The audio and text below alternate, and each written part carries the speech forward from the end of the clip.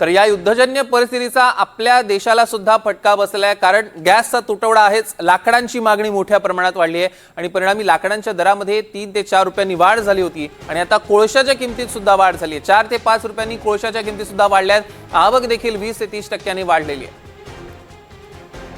याचा आढावा घेतलाय आमचे नाशिकचे प्रतिनिधी राहुल वाघ यांनी। बघूया। आखाती देशांमध्ये निर्माण झालेल्या युद्धजन्य परिस्थितीचा मोठा फटका देशभरात बसतोय। सध्या गॅसची मोठी टंचाई निर्माण झालेली आहे आणि त्यामुळे आता लाकडांच्या किमतींमध्ये देखील मोठ्या प्रमाणात वाढ झाली होती आणि त्यानंतर आता कोळशाच्या किमतींमध्ये देखील मोठ्या प्रमाणात वाढ झाल्याचं दिसून येतंय।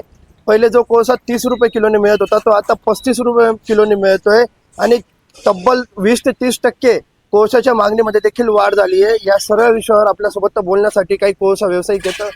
दादा, काय सांगाल, कोळशाची मागणी कशी आहे? कोळशाची मागणी सध्या तरी उन्हाळ्यात एवढा कोळसा खप होत नसतो, पण यावेळेस 30 एक साधारण 20 ते 30% कोळशाला मागणी मागच्या 2 ते 3 दिवसात दिसून येते। खरं तर यामध्ये किती भाव वाढ झालेली आहे आणि पूर्वीचा भाव काय होता? 30 रुपयाप्रमाणे कोळसा विकायचो, पण आता 5 रुपयानं 3 ते 5 रुपयानं वाढ झालेली आहे। खरं तर गॅसच्या तुटवड्यामुळे अनेक हॉटेल व्यावसायिक असतील हे लाकडांचा आणि कोळसाचा वापर मोठ्या प्रमाणात करताना दिसून येत आहेत। त्यामुळे कोळशाच्या मागणीत मोठी वाढ झालेली आहे। तसंच भाव देखील 4 ते 5 रुपयांनी वाढल्याचं आपल्याला दिसून येत आहे। Video journalist Vicky Pawar sir, Rahul Wagh, NDTV Marathi, Nashik.